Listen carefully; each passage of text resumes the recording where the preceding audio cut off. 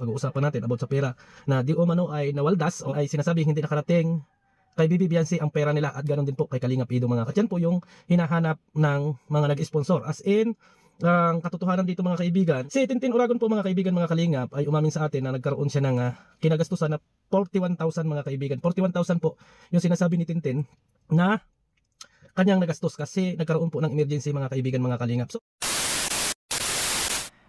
hello mga sangkay, mga Kalingap! Welcome back to my channel. Ito po muli yung sangkay na si Sangkay Loans, muling nagbabalik. Kumusta? Kumusta kayong lahat? Sana nasa maayos na kalagayan ng lahat. Mapadito sa Pilipinas or sa mga nasa ibang bansa, dobling ingat tayo, no? So mega love shoutout sa inyong lahat, sa Team Sangkay Original, Team Sangkay Sponsors, Team Kalingap, Kuya Val at Edna Kalingap Rob. Sa lahat ng aking mga followers, supporters, and subscribers, sa mga lolos, lolas, OFWs, at PWDs. Mega love shoutout sa inyong lahat, and of course, I love you all. Ayan. Mega love shoutout sa lahat ng mga grupo dyan, sa lahat ng mga sumusuporta sa akin, no? Na patuloy na nagtitiwala sa akin. Mega love shoutout. So, ngayong araw na ito mga sangkay, pag-usapan natin. Siguro napanood nyo yung intro ko, no? Yung intro ko dyan, patungkol doon sa pagsasalita ni Birador. Di umano dito sa 41,000 pesos na pera na nawawala, na nilustay, di umano nito ni Tintin Uragon, no? May mga tanong dito, no? Kasama ba dito si Birador sa paglustay sa perang ito? Marami kasi akong nababasa dyan ng mga comments, no? Bago tayo dumako doon, parang ito lang yung aking napansin dito sa bonggang birthday celebration na ito ni Viancy, no? Na parang ang daming issue, no? Nagkaroon ng maraming issue. Nandiyan yung issue na yung yung mga nagchismisan, pinagchismisan si Carla, no? Yung grupo ni Geng Geng. Ito naman, meron na naman issue na lumabas patungkol dito sa pera, no? Pagka perang usapan, mahirap pag-usapan talaga. Mahirap talaga yan. Mahirap magtiwala sa mga tao, no? Pagdating sa pera. Ngayon, sino ito? Si Tintin Uragon. Sino ba si Tintin Uragon? Siya ba ay isang founder? Kasi blanco tayo dito, no, kung sino nga ba ito si Tintin. At bakit siya nakapangolekta ng pera na para kay Viancy? Kanino under na founder si Tintin Uragon? Base dito sa aking panonood, no, sa live ni Birador, sa kanyang latest upload, no, video, na nagsalita dito si Birador, at parang si Birador parang sinabi niya na intindihin na lang si Tintin kung nalustay yun ni Tintin yung perang yun. Sa tingin ko, hindi pwedeng sabing intindihin, no? Hindi pwedeng intindihin kasi pera ito na pinag-uusapan. Yung trust, yung tiwala ng mga tao na nagbigay dito para sa kay Viancy. Bakit nagkaroon ng power ito si Tintin na mangolekta at doon magbigay ang mga sponsors dito sa kanya? Taga saan ba ito si Tintin?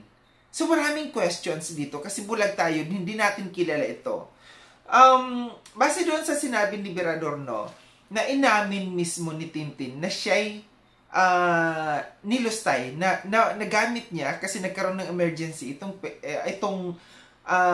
pera na ito, no, na para sa money bouquet dapat ni Viancy.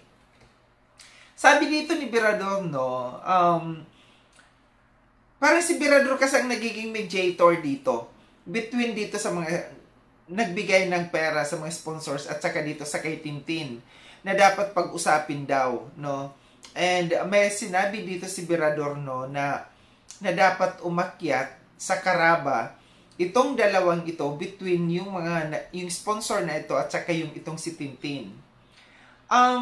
For me, no, based on, para lang ito sa aking opinion, based on my observation, I doubt it, no, na aakyat itong si Tintin sa karaba para magpaliwanag.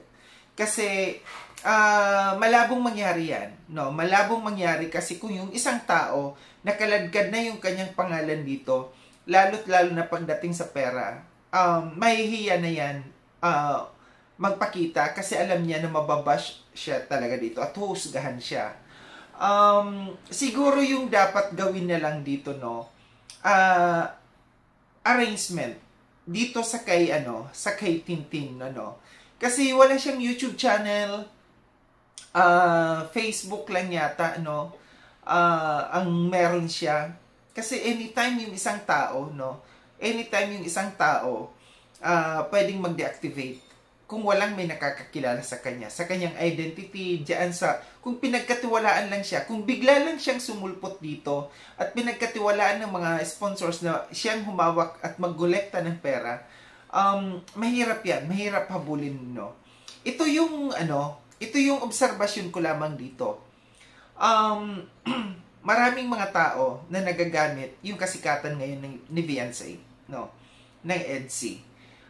Nakakuha sila ng pagkakataon dito, itong mga taong ito, no, na pumasok dito sa EDC, mahirap ito kasi pwede nilang gamitin yung mangolekta ng pera na para gamitin itong EDC na ito si Beyonce, no. Ganun ang nangyayari. Parang kasi itong si Tintin, no, alam niya naman kung kailan, kumbaga due date, kung kailan kakailanganin yung pera.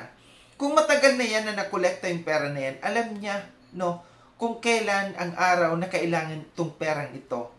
Bakit ahead of time dapat? Bakit hindi niya sinabi dito sa mga tao, sa mga sponsors nito para hindi, no, lumaki masyado at hindi na ibulgar ito.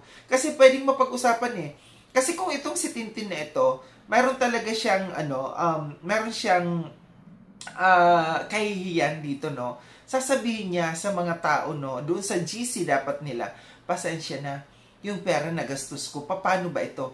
Hindi yung doon mismo malalaman, no, sa mga sponsors na hinahanap kung nasaan yung pera. 'Di ba? Hindi siya mapagkakatiwala ang tao, no. Ito yung sinasabi ko rin kanina na mahirap itong ginagawa ng karamihan, no, na ginagamit si Beyonce. Totoo lang, kahit mga charity vloggers diyan, ginagamit si Beyonce para sila'y kumita. Pinagkakakitaan si Beyonce, no. Maraming mga charity vloggers diyan na mga nakadikit. Na ito yung dapat na mapansin ng Kalingap, ng mga founders ng Kalingap, na bakit ganito? No, bakit ganito ang beneficiary ng Kalingap ginagamit nitong mga taong ito para pagkaperahan? Real talk tayo, no? Marami diyan. Tamaan ang tamaan, bato-bato sa langit ang tamaan, huwag magalit. Kasi totoo ito. Sa naobserbahan natin dito na may mga taong gumagamit dito kay Beyonce kasi alam nila na sikat sila. At itong mga sponsors naman na ito, hindi hindi muna inaalam kung itong mga tao ba na ito mapagkakatiwalaan na kanilang binibigyan ng pera.